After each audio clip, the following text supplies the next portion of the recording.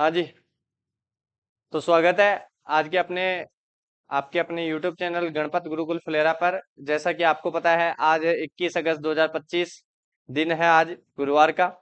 और एक बार फिर मैं आपके सामने हाजिर हूँ आज के अपने करंट अफेयर्स पे। तो टाइम खराब न करते हुए बात करते हैं आज की करंट अफेयर्स पे। आज का हमारा जो पहला प्रश्न है वो है कि निम्न में से किस दिन हर साल सद्भावना दिवस बनाया जाता है। सबसे पहले तो आपको ये पता होना चाहिए कि सद्भावना जो दिवस है वो किसकी याद में और क्यों मनाया जाता है। तो सद्भावना दिवस है ना, वो अपने जो 7वें प्रधानमंत्री थे। 7वें प्रधानमंत्री कौन थे? वो थे अपने राजीव गांधी। कौन थे? राजीव गांधी जी। राजीव गांधी। अच्छा, राजीव गांधी जी थे। इन राजीव गांधी जी के याद में अपन ने क्या मनाया है? अपन ने सद्भावना दिवस मनाया। और ये सद्भावना दिवस है वो कब मनाया जाता है, कोई बता सकता है? वो 20 अगस्त को मनाया जाता है। 20 अगस्त को भारत के पूर्व प्रधानमंत्री राजीव गांधी की जयंती के अवसर पर सद्भावना दिवस मनाया जाता है। इस दिन को मनाने का उद्देश्य भारत में सभी धर्मों, भाषाओं, क्षेत्रों के लोगों के बीच राष्ट्रीय एकता, शांति और सद्भावना को बढ़ावा देने के लिए एक वर्ष उनकी इस वर्ष उनकी 81 जयंती मनाई गई। ठीक है, ये भी पता होना चाहिए आपको। आगे देखो, अब अगर मैं बात करूं राजीव गांधी की।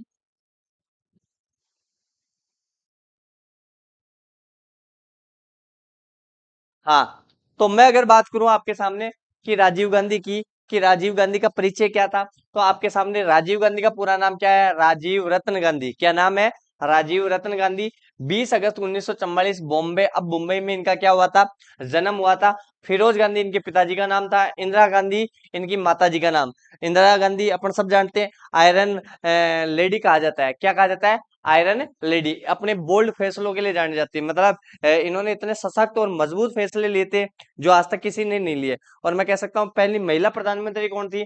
इंदिरा गांधी भारत की प्रधानमंत्री रह चुकी थी। शिक्षा देहरादून के डन स्कूल, कैम्ब्रिज विश्वविद्यालय, इंजीनियरिंग की पढ़ाई इन्होंने पूरी की थी। और साथ साथ में विवाह की अगर बात करूं मैं, हाँ, अगर मैं विवाह की बात करूं तो लगभग 1968 में इटली की सोनिया माइनो से इनका क्या हुआ था? विवाह हुआ था। इनके पुत्र का नाम है राहुल गांधी और इनकी बेटी का नाम है प्रियंका गांधी। भाई, सोनिया गांधी अभी वर्तमान में जिंदा है। राजीव गांधी को गोली मार दिया गया था, तो राजीव गांधी क्या हो गए थे? खत्म हो गए थे। और राजीव गांधी के बाद में सोनिया गांधी है, उनकी पत्नी है। और सोनिया गांधी के दो पुत्र है, राहुल गांधी और प्रियंका गांधी। राजीव गांधी राजनीति में सक्रिय नहीं थे। वे पेशे से पायलट थे इंडियन एयरलाइंस के, है ना, पायलट थे, है ना। फिर बात करें कि 1980 में छोटे भाई संजय गांधी की मृत्यु के बाद वो राजनीति में आए थे। 1981 में अमेठी उत्तर प्रदेश से वो सांसद चुने गए। 31 अक्टूबर 1984 को इंदिरा गांधी की हत्या के बाद, किसकी? इंदिरा गांधी, है ना। इंदिरा इंदिरा गांधी की हत्या के बाद प्रधानमंत्री बने। वे भारत के सबसे कम उम्र के 40 वर्ष के प्रधानमंत्री थे। और कौन से नंबर के? 7वें नंबर के। कितने नंबर के? 7वें नंबर के ये प्रधानमंत्री थे। ठीक है। और अगर बात करूं राजीव गांधी भारत के, सॉरी हाँ, 7वें नहीं, छठे, छठे छठे, यहाँ पे लिखा हुआ है छठे। हाँ, तो राजीव गांधी भारत के छठे प्रधानमंत्री, 7वें नहीं है, छठे हैं, ध्यान रखना, है ना। तो छठे प्रधानमंत्री थे। 21 मई 1991 को तमिलनाडु के श्री पेरम्बदूर में चुनाव प्रचार के दौरान लिट्टे नामक एक संगठन है, लिबरेशन ऑफ तमिल ट्रिब्यूशन, जो एक संगठन होता है, उस संगठन ने क्या किया था? इसके ऊपर हमला कर दिया था और हमले में इनकी क्या हो गई थी? मृत्यु। ये तमिलनाडु में गए हुए थे प्रचार करने के लिए। वहीं पे लिट्टे नामक संगठन के किसी एक आतंकवादी ने इनके ऊपर गोली चला दी थी। अच्छा, लिट्टे की बात करूं, LITLTT, है ना, LTTE, है ना। ये लिट्टे है। ये जो लिट्टे संगठन है ये श्रीलंका है। कहाँ का है? श्रीलंका का। देखो, श्रीलंका है, श्रीलंका इस तरीके से करके। तो श्रीलंका में यहाँ पे एक क्षेत्र है जहाँ पे तमिल लोग ज्यादा रहते हैं। इधर फिर अपना तमिलनाडु वाला एरिया आ जाता है, तो तमिलनाडु से कुछ लोग यहाँ श्रीलंका में भी रहते हैं जो तमिल ही है ना। ये अपने इस क्षेत्र को अलग करना चाहते हैं, आजाद करना चाहते हैं, स्वतंत्र करना चाहते हैं। तो इनको क्या किया है? रूस वालों ने हथियार प्रोवाइड करवा दिया था और भारत वालों ने इसको सपोर्ट कर दिया था। इस तरीके से ये संगठन क्या हुआ था? उद्भव हुआ था। अब ये इसी के लिए घातक साबित हो गया। देख लो, छठे प्रधानमंत्री का इन्होंने क्या कर दिया था? हत्या कर दी थी। ठीक है, आगे देखो। अब देख लेते हैं कि आखिरकार अब तक के कितने प्रधानमंत्री है और कौन कौन कब कब रहे थे। थोड़ा पता होना चाहिए। भारत के पहले प्रधानमंत्री जवाहरलाल नेहरू, 15 अगस्त 1947 से लेकर 64 थे। अच्छा, आपको ये भी पता होना चाहिए भाई किस पार्टी से, कांग्रेस पार्टी से ज्यादातर जो आपको मिलेंगे वो कांग्रेस पार्टी से मिलेंगे, ठीक है। गुलजारी लाल नंदा कार्यवाहक है, समझ गए। कार्यवाहक का मतलब परमानेंट नहीं है, किसकी डेथ होने की वजह से इनको बनाया गया था। लाल बहादुर शास्त्री जी 1964 से 1966 में, हाँ गुलजारी लाल नंदा फिर कार्यवाहक बने, मतलब हो सकता है इनकी मृत्यु हो गई उसके बाद में इनको बनाया गया, फिर इनकी मृत्यु हो गई फिर इनको बनाया गया, ठीक है। इंदिरा गांधी जी है ना, वो है 1966 से लेके 1977 तक कांग्रेस से। मोरारजी देसाई ये 77 से लेके 89 तक, ये जनता पार्टी से है। ये क्वेश्चन पूछ सकते हैं भाई, मोरारजी देसाई किस पार्टी से थे, जनता पार्टी से। चौधरी चरण सिंह, इनका नाम बहुत आता है। चौधरी चरण सिंह जी है, किसानों के लिए जाने जाते हैं, किसानों के मसीहा माने जाते हैं, राजस्थान के दिग्गज नेता है, ठीक है। ये प्रधानमंत्री थे, ये 1979 से लेके 1980 तक। ये भी जनता पार्टी सेकुलर पार्टी है, उससे है। अगर आगे बात करें, इंदिरा गांधी 1980 से लेके 1984 से तक है। उसके बाद में राजीव गांधी की बात करें 6 नंबर पे हुए, वैसे तो क्रम से 9 नंबर क्यों हो गया, क्योंकि यहाँ पे देखो एक कार्यवाहक आ गया, एक कार्यवाहक आ गया है ना, तो और इंदिरा गांधी 2 बार आ गई। इसी प्रकार से कितने नंबर के हो गए, 6 नंबर के। हाँ, तो 1984 लेके 1989 तक विश्वनाथ प्रताप सिंह, 1989 से लेके 1990, यानी कि अब तक जितने भी प्रधानमंत्री आए वो दो ही पार्टी से आए, जनता पार्टी या ये जनता पार्टी कौन है रे भाई, कौन है ये जनता पार्टी, ये जनता पार्टी आगे जाके भाजपा बन जाएगी, क्या बन जाएगा, भाजपा, मतलब भारतीय जनता पार्टी।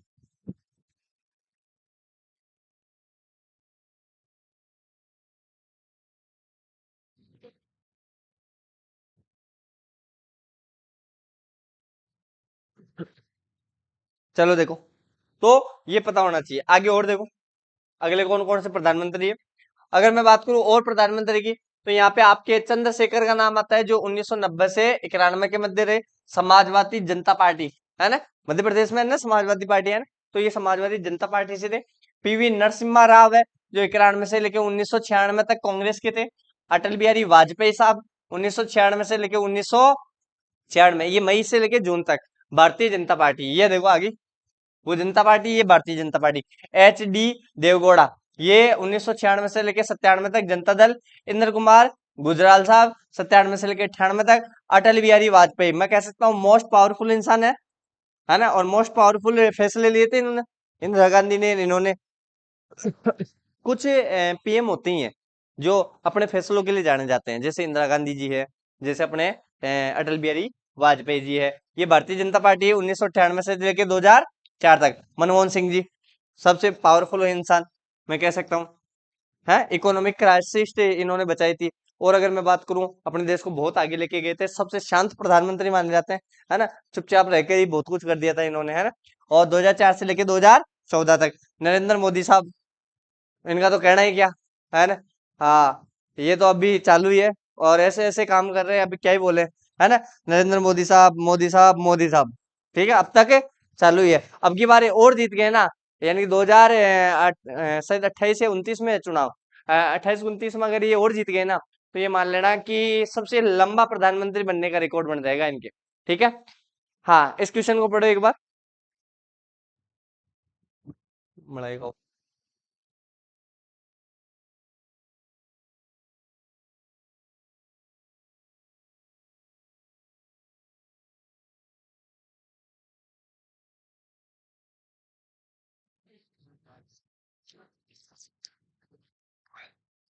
दूसरा क्वेश्चन है कि भारतीय स्टेट बैंक ने अग्निवीरों के लिए बिना किसी गारंटी के कितना ऋण देने की घोषणा की, बताओ कितना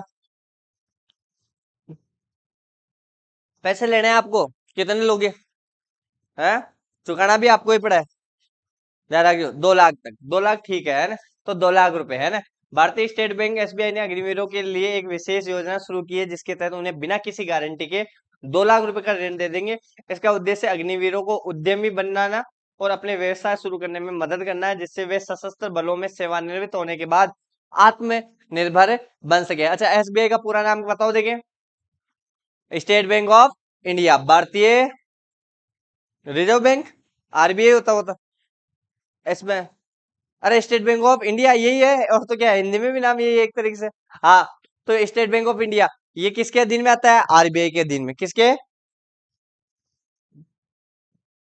पहले इसकी ब्रांचें हुआ करती थी एसबीबीजे, है ना, state bank of Bikaner and Jaipur, फिर उसको बाद में इसी में मर्ज कर दिया गया था। ठीक है, आगे बात करें, इसकी मुख्यालय कहाँ पे वैसे, दिल्ली में है मुंबई में, है मुंबई में, मुंबई में। ठीक है, अच्छा क्वेश्चन नंबर 3 है, निम्न में से किस स्थान पर दुनिया को प्लास्टिक प्रदूषण से बचाने के लिए प्लास्टिक प्रदूषण संधि पर सहमति बनाने हेतु आईएनसी 5.2 बैठक आयोजित की गई? नई दिल्ली, जिनेवा, टोक्यो, लंदन। तो कहाँ पे है? जिनेवा। जिनेवा कौन सा शहर है?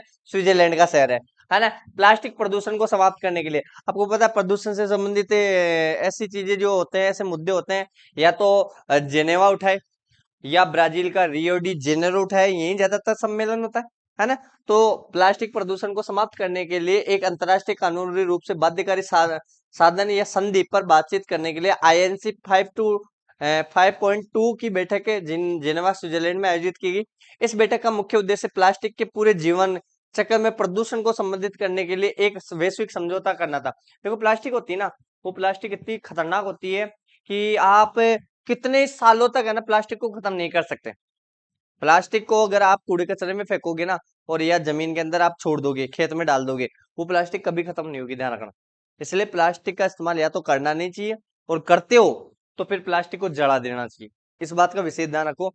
और वैसे तो आप क्या ही ध्यान रखो, कितना ही सिखा दो, करने वैसे ही है ना। या फिर कोशिश क्या करो, बैग का इस्तेमाल करो, सामान लाने के लिए और चीजों करने के लिए बैग का इस्तेमाल किया करो, और खासकर कैसे का, कपड़े का।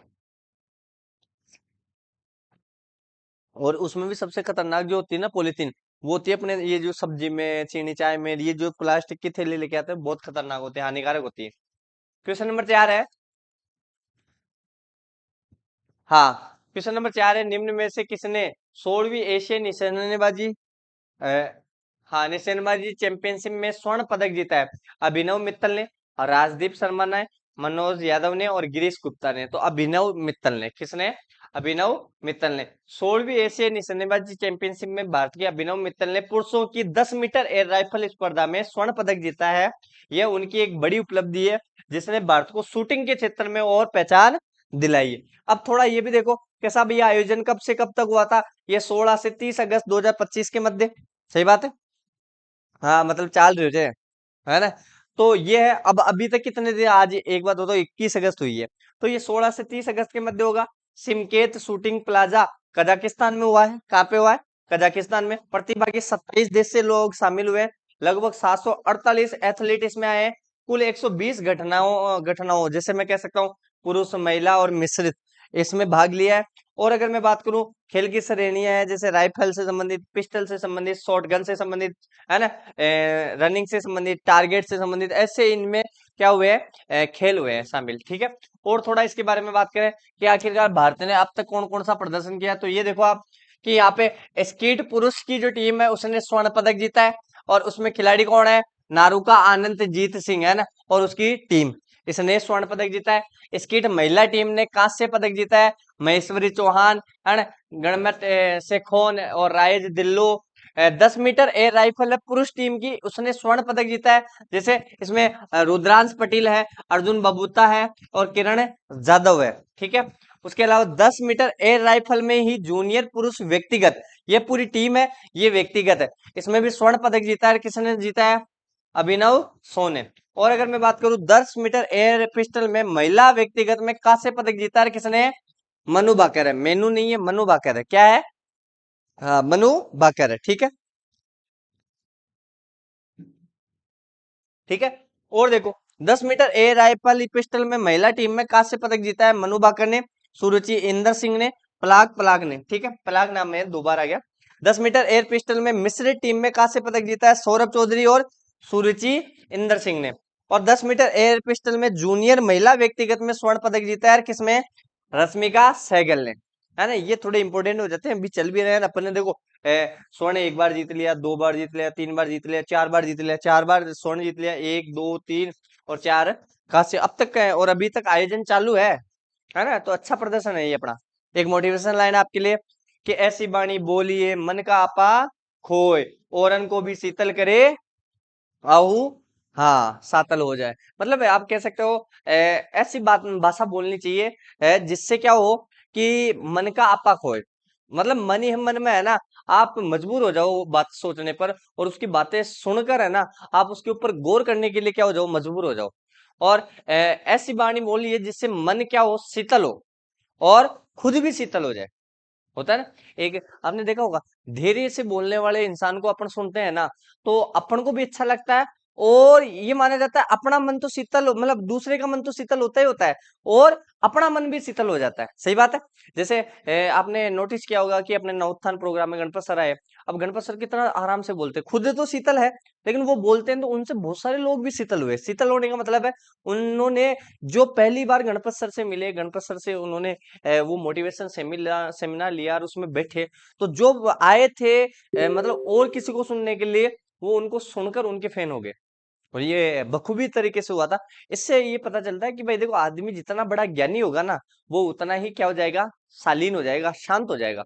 है ना, ये ज्ञानी आदमी की एक पहचान होती है। ठीक है, अगला प्रश्न है आपके लिए, बताओ देंगे।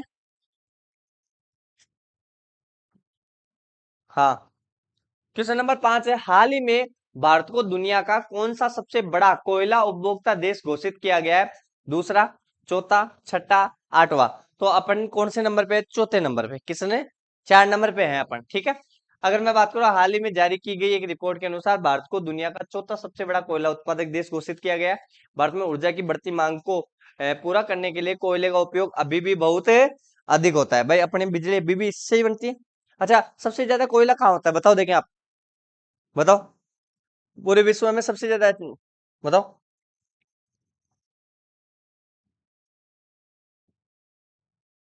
बताओ विश्व में।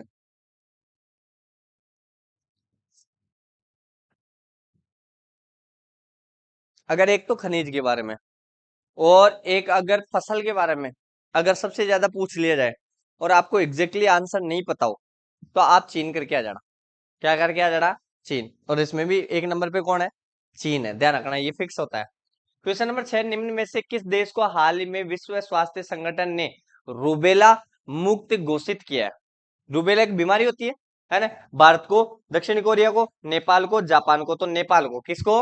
नेपाल को। डब्ल्यूएचओ ने नेपाल को एक तो रूबेला से और एक खसरा से मुक्त घोषित कर दिया। अब ना तो रूबेला की बीमारी है यहाँ पे, या खसरा की। अब अपन बात ये करते हैं आखिरकार रूबेला क्या है और खसरा क्या है। सबसे पहले खसरा देख ले।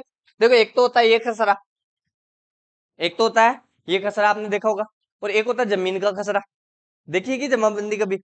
फिर तो जानते भी नहीं हो, फिर बताने की आवश्यकता भी नहीं है।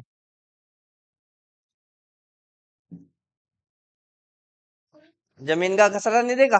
जमीन की जमाबंदी देखना, उस पे खसरा संख्या लिखा हुआ होता है। उस खसरे संख्या से पता चलता है कि आदमी की कितनी जमीन होती है, किस नाम पे है, स्टे है या नहीं है, लोन है या नहीं है, इस तरीके से।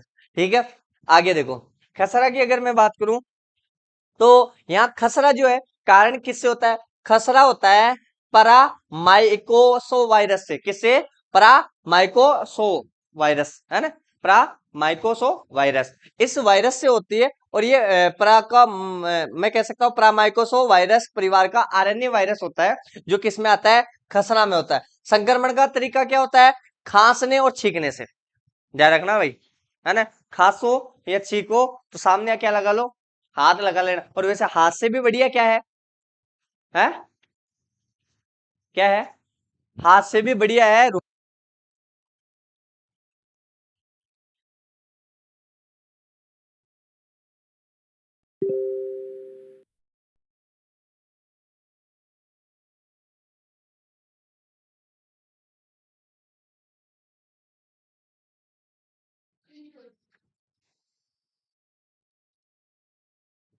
हाँ, समझ में आ गया। तो खांसने और छींकने से होता है। लक्षण क्या होंगे? तेज बुखार हो जाएगी, उसके अलावा खांसी, जुखाम, आंखों से पानी आना, है ना, मुंह के अंदर सफेद धब्बे, है ना। इसके अलावा 3 से 4 दिन लाल चकत्तेदार दाने जो पूरे शरीर पर फैल जाते हैं। होते हैं नहीं होते? हाँ, अगर ऐसे कोई भी लक्षण दिख रहे हैं, इसका मतलब क्या है? बीमारी।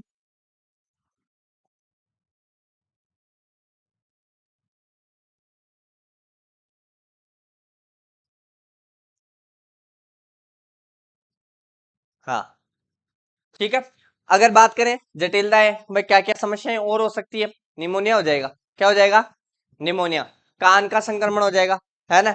उसके अलावा कभी कभी मस्तिष्क में भी ये चीज फैल जाती है ना। मतलब इसी से निमोनिया हो जाएगा, कान में संक्रमण हो जाएगा, कभी कभी मस्तिष्क में भी कोई बीमारी हो जाएगी। रोकथाम के लिए क्या करोगे? खसरा रुबेला टीका लगाओगे। क्या लगाओगे? खसरा रुबेला टीका, जिसे बच्चों को राष्ट्रीय टीकाकरण कार्यक्रम में दिया जाता है। देखा होगा बच्चों के वो सुई लगाते हैं यहाँ। हाँ, टीको लगा दे, है ना। फिर टीको लगाओ, काको लगे जे खसरा को। देखा होगा, एक तो पोलियो की खुराक और एक खसरे का टीका, ये दो चीज। तो खसरा समझ में आ गया। खसरा अगर आपसे पूछे कि खसरा क्या है, वायरस है। और किससे फैलता है? परामाइकोसो वायरस से। किससे? परामाइकोसो वायरस से, है ना। परामाइकोसो वायरस परिवार का, मतलब इस खसरा परिवार का एक वायरस होता है ना। किससे फैलता है? खांसने और छींकने से। क्या क्या लक्षण होते हैं? तेज बुखार हो जाए, खांसी हो जाए, जुकाम हो जाए, आंखों में पानी आ जाए, मुंह के अंदर छाले हो जाए, इस तरीके से। ठीक है। क्या क्या होता है भाई? निमोनिया हो जाता है, कान का संक्रमण हो जाता है, मस्तिष्क में बीमारी हो जाती है, ऐसी। ठीक है। और क्या करोगे? खसरा का टीका लगाओगे। ठीक है। अब बात आती है रूबेला। क्या?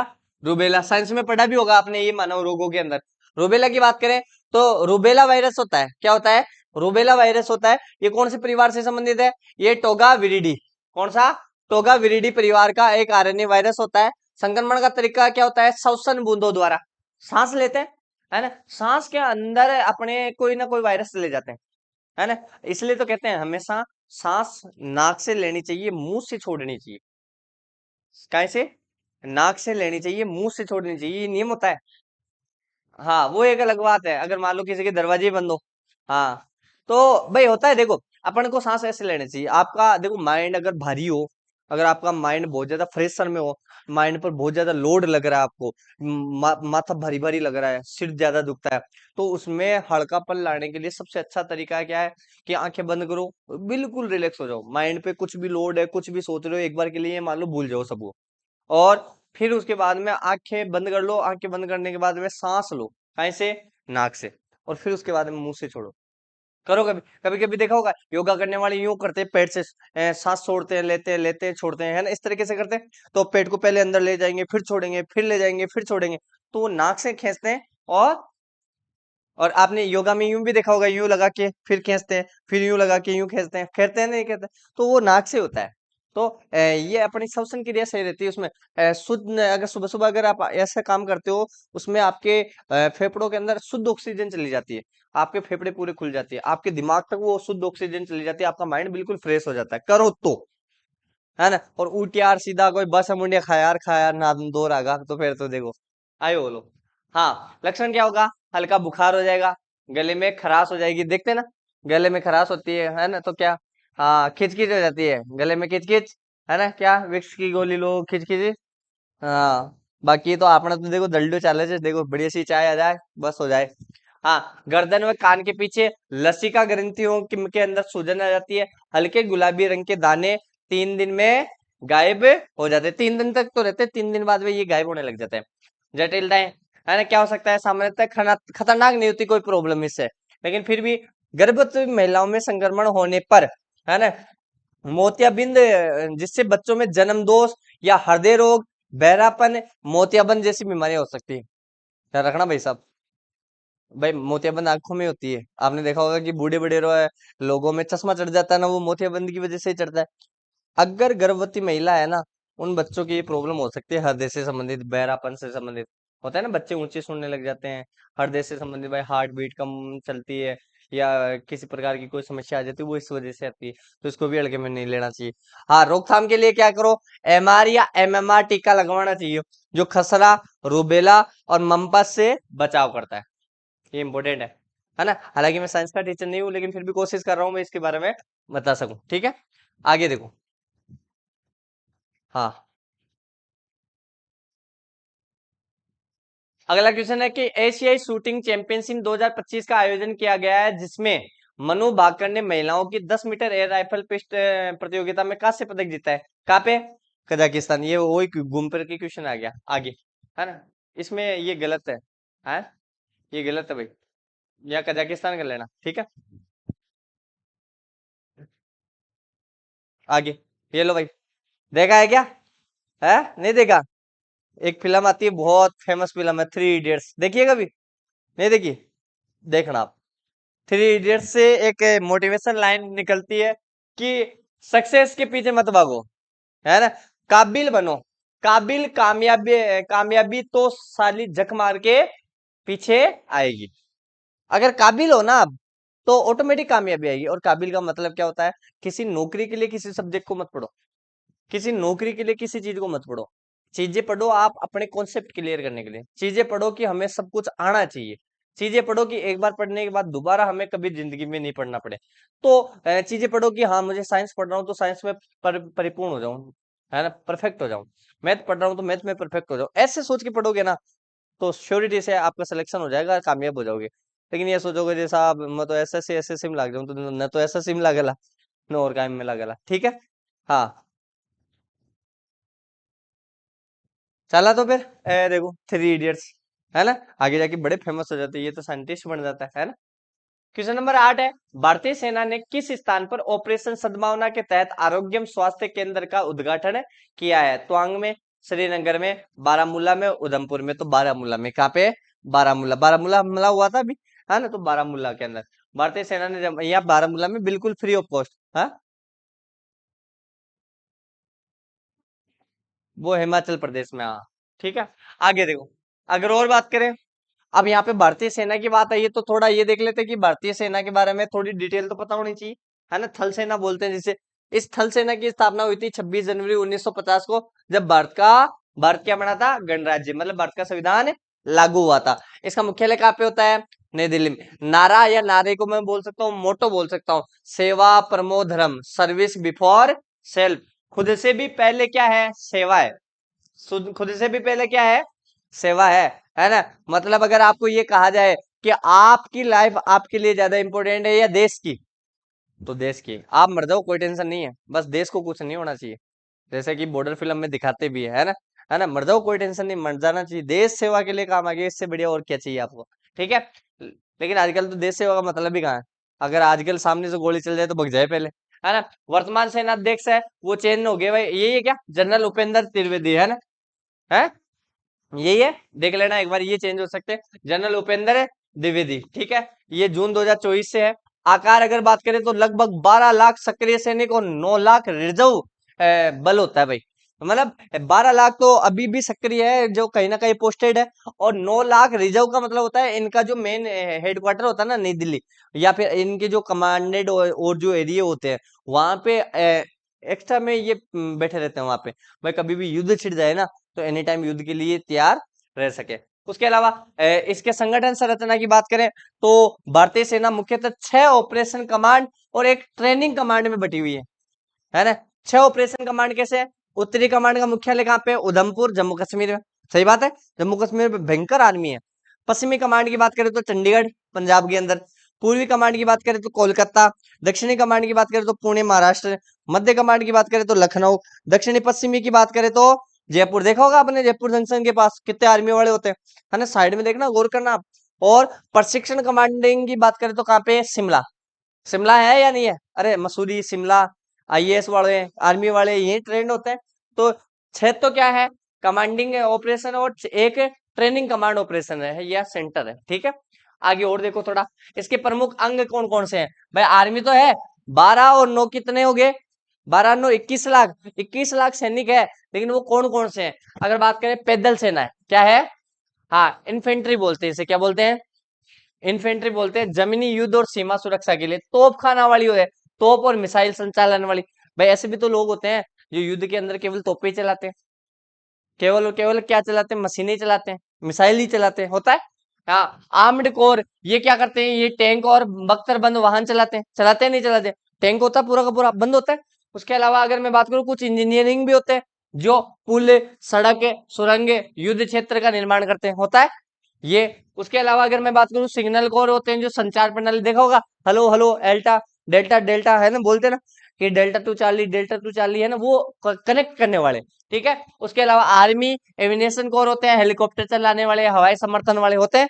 तो ऐसे ये बटी हुई होती है, ठीक है, अलग अलग। आप जब भी फॉर्म भरते हो तो उसमें ऑप्शन पूछते हैं कि आप किस क्षेत्र में जाना चाहते हो। आप आर्म फोर्सेस में जाना चाहते हो, पैदल सेना में जाना चाहते हो, तोपखाना में जाते हो, बोलते हैं ना कि क्लर्क बनेगा, चपड़ासी बनेगा, बावर्ची बनेगा, कुक की बनेगा, भरेगा नहीं भरेगा, आता ना, तो यही तो होता है, अगर आपने कुक की भरी है ना, तो कल को आप लगने के बाद क्या करोगे, खड़ा बनाओगे।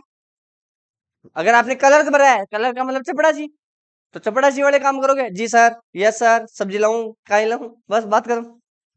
हाँ, हेलीकॉप्टर में आप भर नहीं सकते, क्योंकि हेलीकॉप्टर में टेक्निकल वाले भरते हैं, या तो कोई आईटीआई किया हुए, या साइंस मैथ वाले, या वो बच्चे। हाँ, ये यूं नानी को नंदेरो है अपनो, है। ठीक है, आगे और देखो, महत्वपूर्ण युद्ध और अभियान। अगर बात करें 1947-48 में भारत का पहला पाक युद्ध हुआ था, भारत पाक युद्ध है ना, जम्मू कश्मीर को लेकर। 1962 में भारत चीन युद्ध हुआ था। 1965 में दूसरा भारत पाकिस्तान युद्ध हुआ था। 1971 में तीसरा भारत पाकिस्तान युद्ध हुआ था। किसको अलग किया था अपन ने? 1999 में कारगिल का युद्ध हुआ था। यूएन शांति मिशन, भारतीय सेना कई देशों में संयुक्त राष्ट्र के अंतर्गत शांति बनाए रखने में योगदान देती है ना। तो इतने युद्ध कर लिए इसने, देख लो, आप खुद सोचो, है ना। तो मैंने ये बहुत सारी चीजें आपके लिए मैं लेके आया हूँ। थोड़ा और देखो कि विशेष बल की बात करें, मैं स्पेशल फोर्सेस कौन कौन सी होती है इसमें। तो अगर मैं बात करूं, नाम सुना होगा आपने, पैरासूट रेजिमेंट, उसके अलावा महा regiment, Gorkha regiment, Rajputana regiment और जाट रेजिमेंट। हालांकि इसके अलावा भी और भी चीजें होती है, जैसे आपने नाम सुना होगा सिख रेजिमेंट, सिख रेजिमेंट, ये सिख रेजिमेंट भी होती है इसमें। और भी बहुत सारी रेजिमेंट होती है, लेकिन मैंने आपके सामने उदाहरण दिए। आधुनिक हथियार और उपकरण, अगर बात करूं टैंकों में, तो Arjun tank, T-19 Bhishma rank, क्या है, टैंक है। तोपों में बात करूं तो बोफोर्स और धनुष से तोपे हैं। हेलीकॉप्टर में बात करूं तो रुद्र और ध्रुव है। मिसाइलों में बात करूं तो नाग और आकाश मिसाइल है। और राइफलों में बात करूं तो इंसेज और AK-23, 203 बोलेंगे, है ना। और AK-47 का भी नाम सुना है क्या आपने? हाँ, AK-47 का मतलब समझे, एक बार में कितने राउंड फायर करेगी, 47। सोचो आप, कितने खतरनाक है।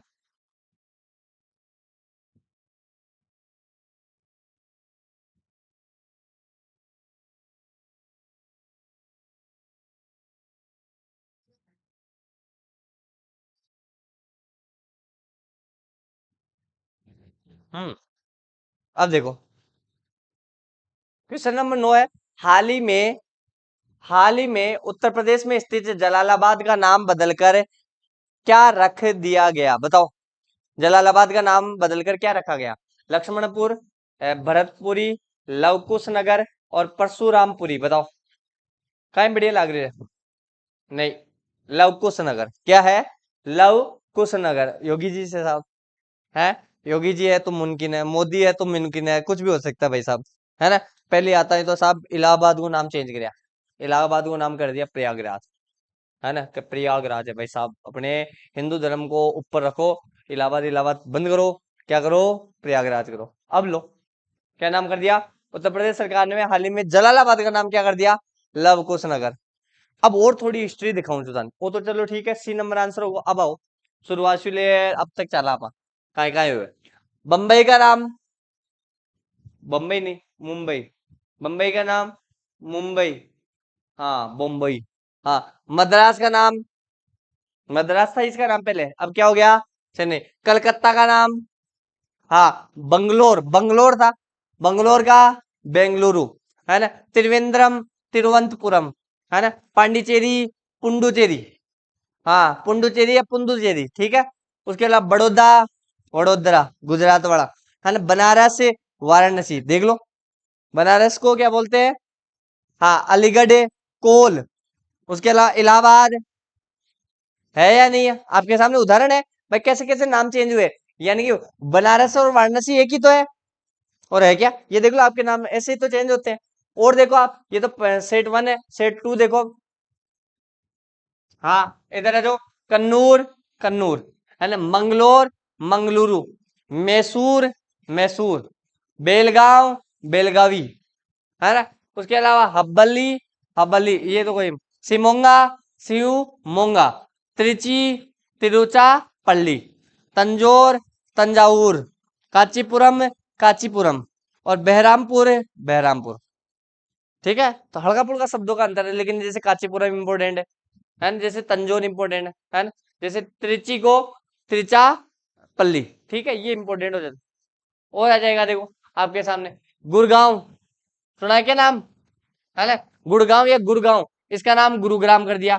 फैजाबाद का नाम, हाँ पहले फैजाबाद था, फिर क्या हो गया, अयोध्या। मुजफ्फरनगर नाम बदलने का प्रस्ताव है लेकिन लागू नहीं हुआ। रायपुर प्राचीन नाम क्या था? रेपुरा से जोड़ा गया, ठीक है। जबलपुर, जबलपुर है ना, ब्रिटिश काल का नाम बदला गया। ये जबलपुर, और यहाँ पे भी सही तो है। पटना की अगर बात करें तो पाटलिपुत्र पुनः नाम मान्यता अभी प्राप्त नहीं हुई लेकिन मिल जाएगी। हैदराबाद की अगर बात करें तो इसका नाम क्या है? भाग्यनगर। अब देखो, हाँ अभी प्रक्रिया में है, कंफर्म नहीं, भाग्य नगर। हाँ, उज्जैन की बात करें, ऐतिहासिक नाम क्या है? अवंतिका। अब देख लो, ग्वालियर का नाम क्या है? गोपगिरी, ठीक है। और जयपुर पिंक सिटी। लो, अगर ये प्रस्ताव पास हो जाते हैं ना तो क्या पता क्या क्या होगा। अब सोच लो, हाथ दो ही पांच पड़ गए।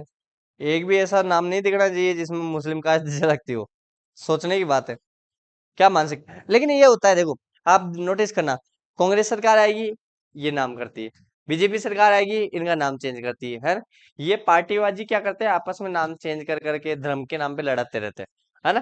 बाकी नाम में क्या रखा है यार, असला तो काम में है। हाँ, काम करवाओ ना आप।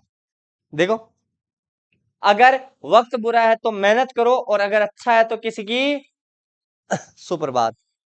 अपने तो यहाँ गुड नाइट है, लेकिन ये है, अगर वक्त बुरा है तो क्या करो, क्योंकि वक्त बुरा है तो जरूर आज बुरा है, अच्छी बात है, लेकिन आगे अगर अच्छा आएगा तो कब आएगा? मेहनत करने से आएगा। और अगर अच्छा है तो क्या करना है? मदद करनी है, या मुंड उठा कर नहीं, लेकिन जरूरत महसूस हो तो। आओ, निम्न में से किस राज्य में सबसे पहले ग्राम सभाओं की कार्यकारिणी प्रणाली को सशक्त और आधुनिक बनाने के लिए एआई टूल सभासार को लागू किया गया? बताओ किन में से। ये ऐसे काम पूर्वी राजस्थान में ज्यादा होंगे, त्रिपुरा की तरफ, है ना। तो त्रिपुरा हो जाएगा इसका आंसर, क्या हो जाएगा? त्रिपुरा। पूर्वी राजस्थान में, पूर्वी भारत में ज्यादा होते हैं, सॉरी। राजीव गांधी भारत के कौन से प्रधानमंत्री थे जिनकी 20 अगस्त 2025 को 81वीं जयंती बनाई? छठे, अभी तो डिस्कस किया था, छठे। हाँ, ये इसमें सातवें आ गए। यार फिर ये कंफ्यूजन कैसे है? उसमें छठा लिखा हुआ था, इसमें सातवां लिखा हुआ है, एक मिनट कंफर्म हुआ।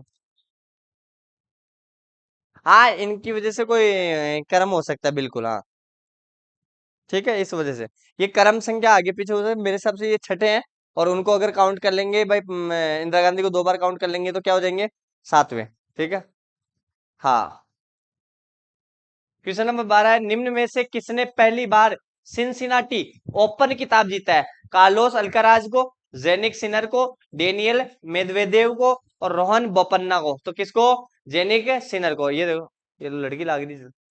हाँ, लड़की है भाई साहब, ठीक है।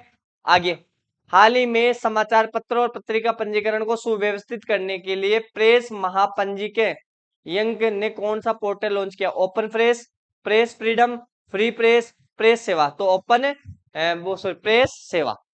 समाचार पत्र और पत्रिका पंजीकरण की प्रक्रिया को सरल और सुव्यवस्थित बनाने के लिए महापंजीकरण या प्रेस सेवा नामक एक पोर्टल लॉन्च किया है। यह पोर्टल आवेदक प्रक्रिया को डिजिटल और पारदर्शी बनाता है, जिससे जिससे प्रकाशकों को सुविधा उपलब्ध होती है, ठीक है। तो आज की करंट अफेयर्स इतनी थी। आपसे कुछ नहीं चाहिए, केवल इतना चाहिए कि आप इस चैनल पर जुड़े रहें और पढ़ने वाले बच्चों को ज्यादा से ज्यादा इस चैनल पर जोड़ें, और इस चैनल को सपोर्ट करें। किसी प्रकार की कोई भी चेंजेस है, किसी प्रकार का कुछ भी कंटेंट में कमी लगे, किसी प्रकार का और कुछ कंटेंट चाहिए, और कुछ क्लासेस चाहिए, तो आज हमें कमेंट में बताएं।